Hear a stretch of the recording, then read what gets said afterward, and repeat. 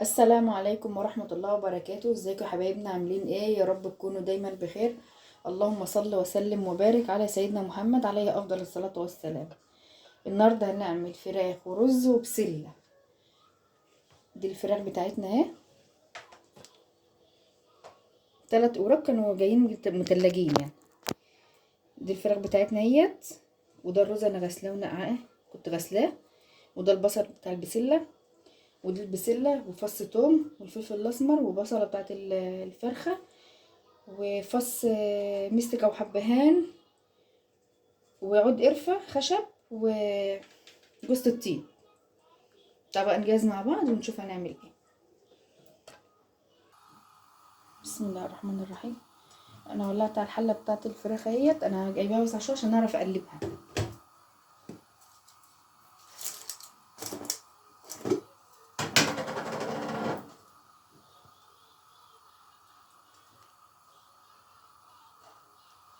هحط لها حته سمنه صغيره كده.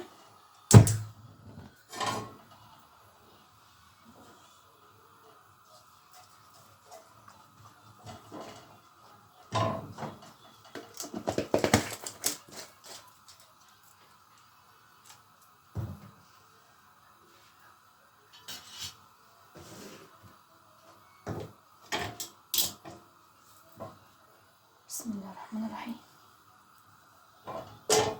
دي البصله،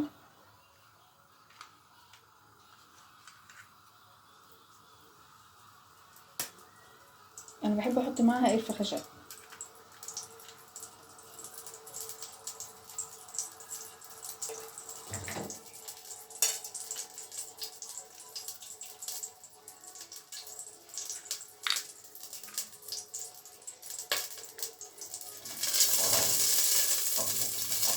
بسم الله الرحمن الرحيم.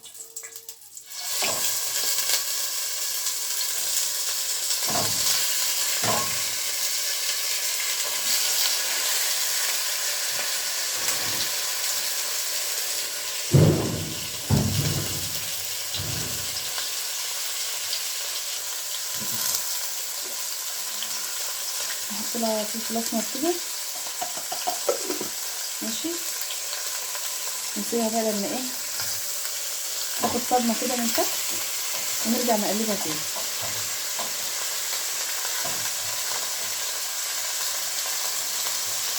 بس انا هوسع لها ايه شويه يعني.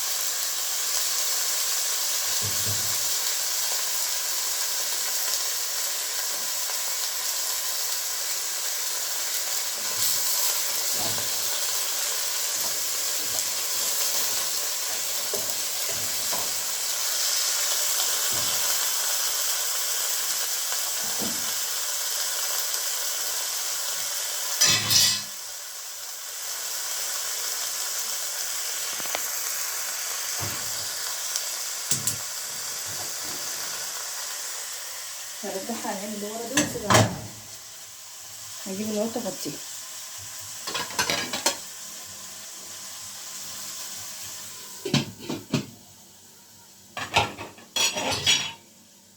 هنجيب بقى الايه، هنعمل البسله.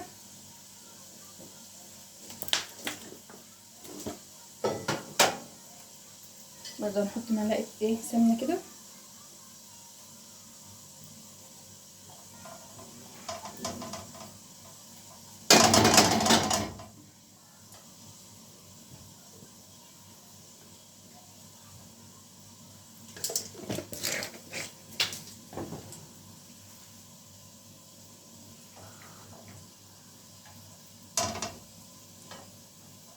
اللي على المعلقه ده الفلفل الاسمر اللي كان على الفراخ.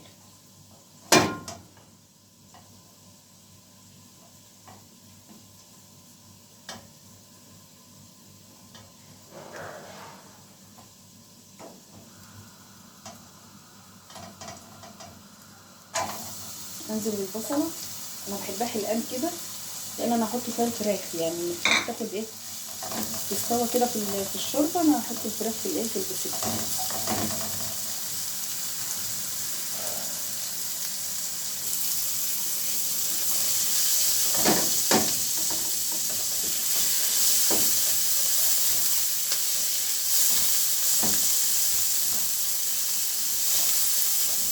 البصله تدبل كده واقوم حاطه ايه فص توم.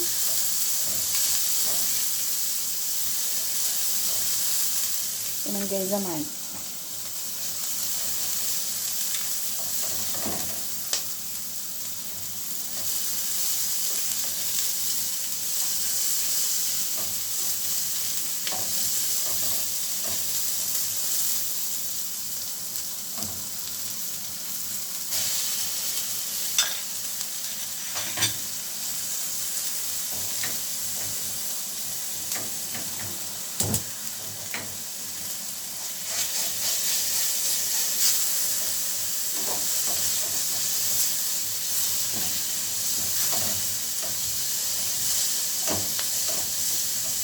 لما ريحه التوم تطلع كده هقوم ايه منزله البسله.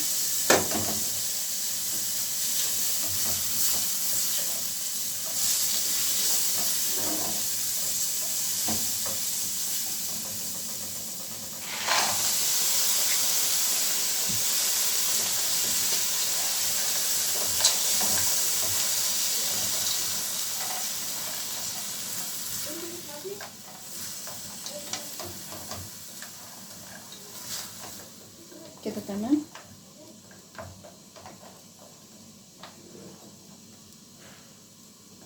هنسيبها بقى ايه تستوي شويه كده وهنغطي عليها بس هنرجعها على العين اللي ورا.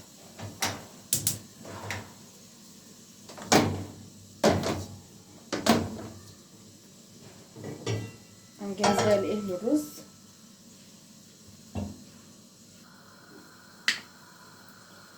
كده بقى هنجهز للرز اهوت. هنحمر الشعريه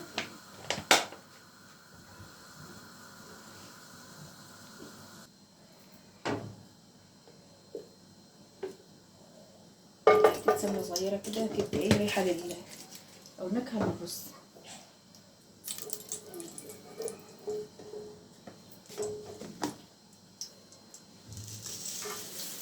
ننزل في الشعريه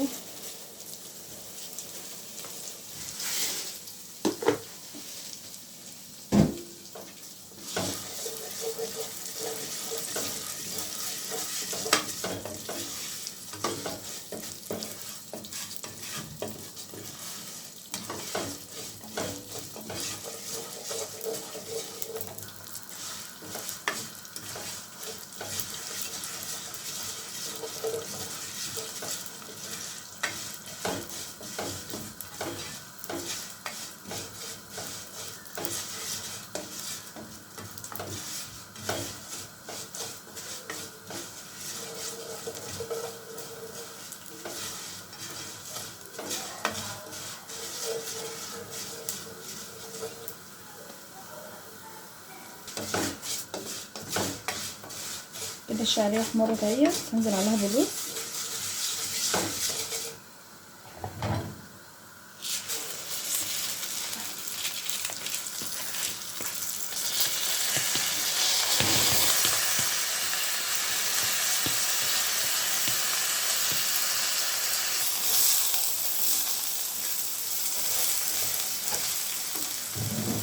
هنزل بقى بالميه.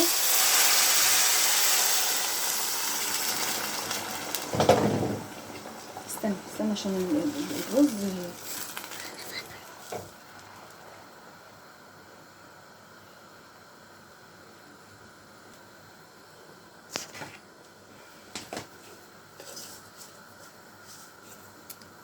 كده. هنحط الملح اهوت كده.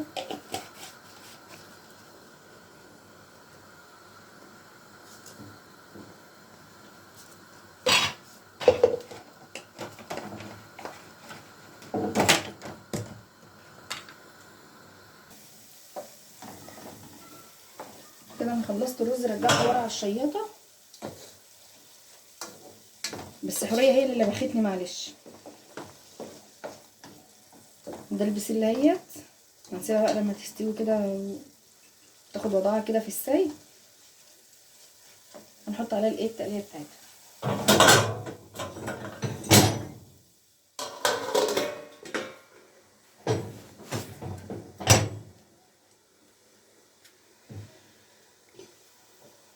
يبقى الفراخ اهيت هنشوفها اهوت. بسم الله.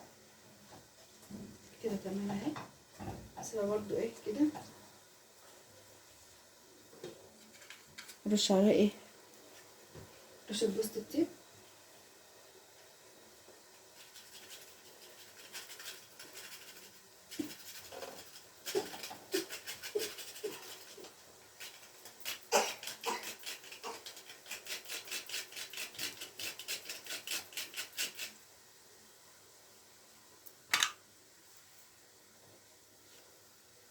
هعلي عليها بقى لان وانا غليانه ميه انزلها عليها عشان تغلي على طول. تمام.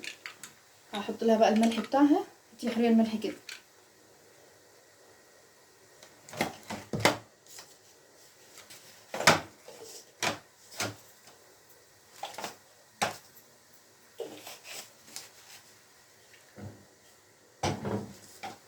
خلاص بقى نسيب الايه الفراخ كده بقى مع نفسها كده.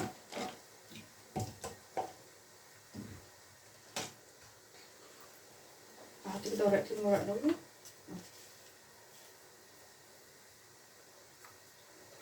نسيبها بقى ايه تيجي كده بقى مع نفسها خالص لحد ما ايه تستوي، واقوم حطها في البسله واحمرها بس مع البسله في الفرن. اقفلي يا حمو.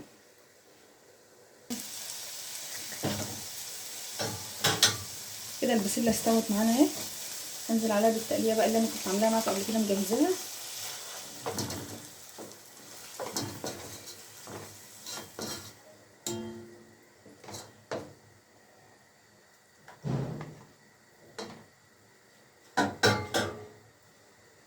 هي تقليه متسبكه يعني، هي مش متسبكه، هي صلصه جاهزه ماشي. فاحنا مش هنحطها كلها تقيله كده، هنزودها ميه.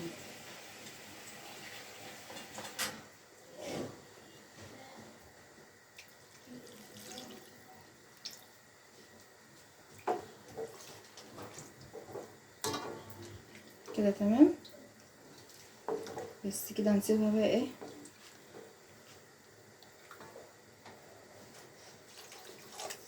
لما الفراخ بقى تستوي هنحطها في قلبها ونحطها في الفرن ايه تتحمر مع الفراخ، او الفراخ تتحمر مع البسله.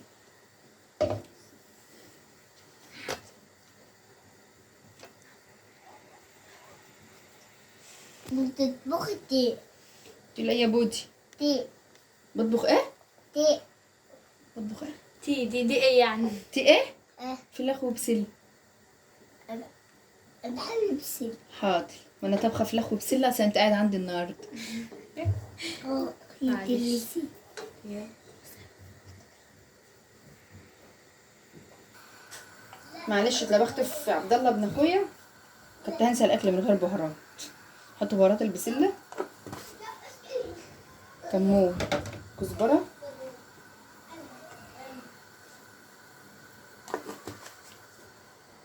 فلفل اسمر،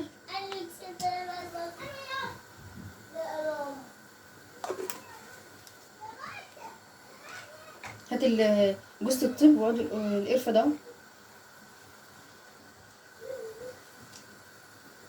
هحط بقى عود القرفه الخشب حته صغيره كده ماشي.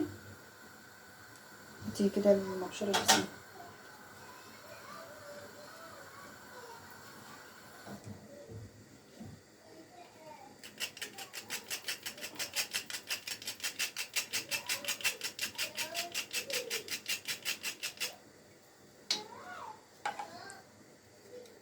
خلاص كده تمام.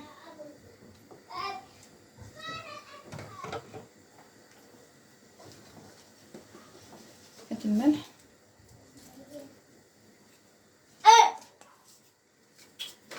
ناس المسنوعة عن حبان مسنوع.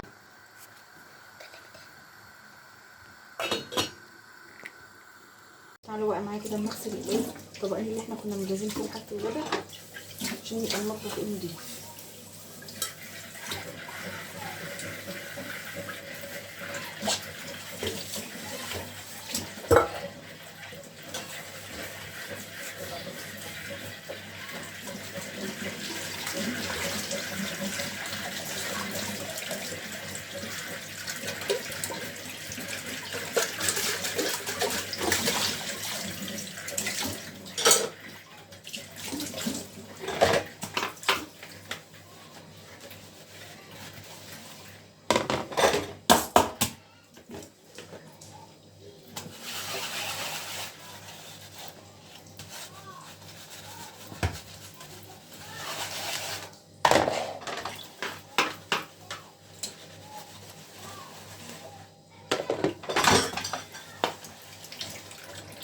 الميه عماله تشغلنا، عماله تقطع وتيجي، تروح وتيجي.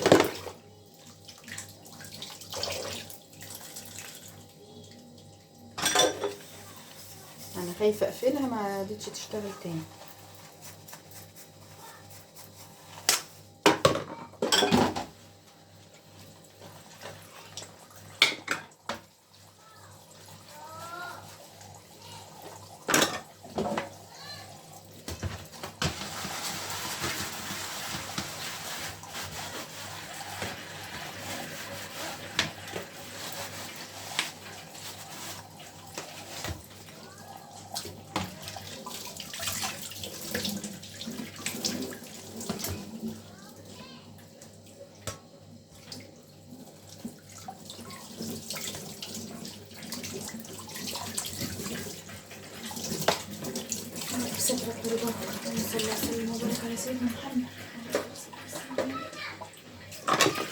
خلي يا بنتي فاتحه المدرسه دي،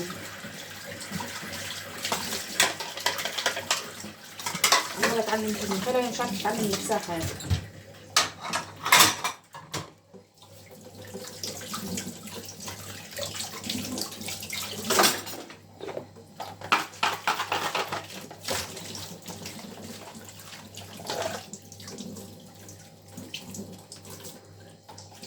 لحد لما بيبقى جنب منه عيل او حاجه لابخه بيتلبع، ما بيركزش في الحاجه اللي هو بيعملها. والله بجد بالذات هي بنتي، يعني ما شاء الله على بتشيل تفكير الواحد نهائي.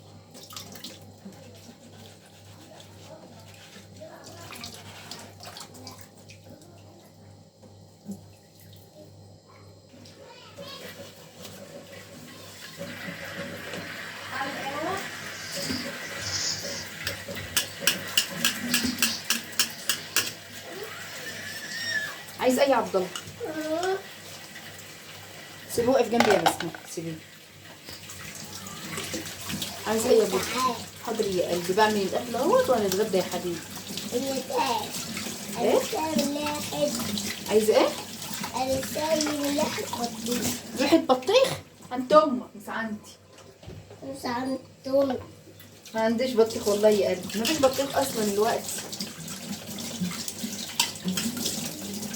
ما فيش بطيخ يا بود دلوقتي. ساعة البطيخ ما بيطلع بابا بيجيبه على طول. مش بابا محمد بيجيبه لكم على طول؟ طيب الا البطيخ عند ابوك بالذات.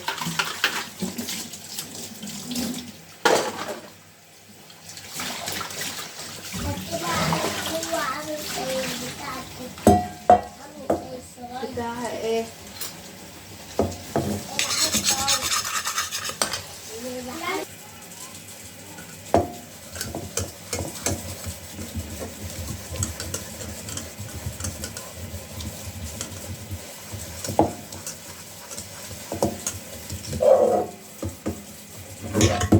المية دي مشكلة والله يا جماعة، يعني كل يومين بالوضع ده.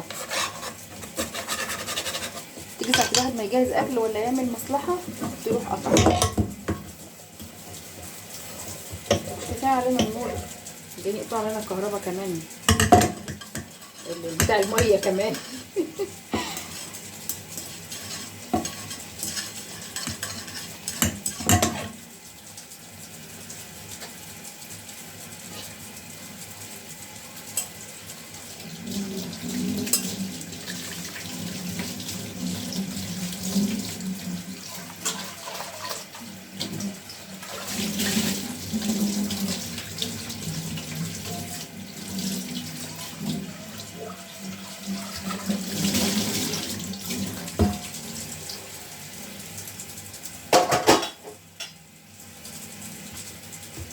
يا رب سترك ورضاك. وهي الغدا بقى مقدور عليها، حتى عم الكهرباء تقطع وتيجي كل واحد ايه خلاص بقى كده خلص الغدا. اتنين حرمين على ما قدر.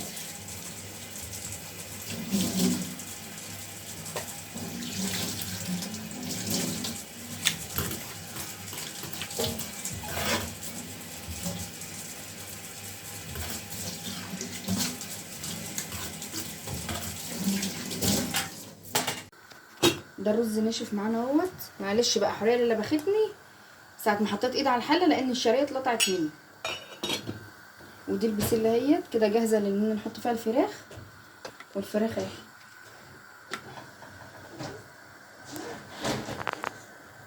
كده الفراخ جاهزه معانا اهي تستوي بس، وهنحط بقى ايه في الفرن وخلاص كده تمام. كده الفراخ استوت معايا اهيت. بتاع سخنه معلش. احطها بقى في البسله، اطلعها احطها في البسله.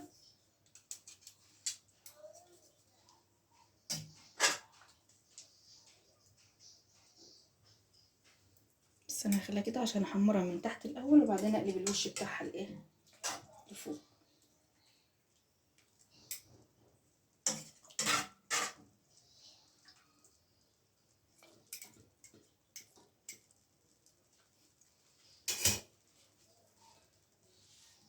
خلاص كده تمام. هدخلها بقى الفرن بتاع البوتاجاز احمرها واوريها لكم بقى بعد ما تطلع يا حبايب قلبي. ويا ريت ما تنسونوش بلايك وبتعليق جميل زيكم واشتراك في القناه عشان تشجعوني، لان الواحد والله لما بيلقى الدنيا هبطانه كده بيهبط ومش عايز يعمل اي حاجه. دي بقى يا حبايبي الفخدان بتوعنا بعد ما عملتها في البسله ديت وحطيتها في الفرن احمرت اهي من تحت ومن فوق ماشي. وده الرز بتاعنا اهو. هي الشرايح بتاعته اتلسعت مني لما اتلبخت في حرين معلش اهي. فهجهز الاكل بقى كده وارجع لكم تاني. كده بقى يا حبايبي غدانا جاهز اهوت، وهنتغدى بالف هنا على قلبنا وقلبكم. ما تنسوناش بقى بلايك حلو وتعليق جميل زيكم.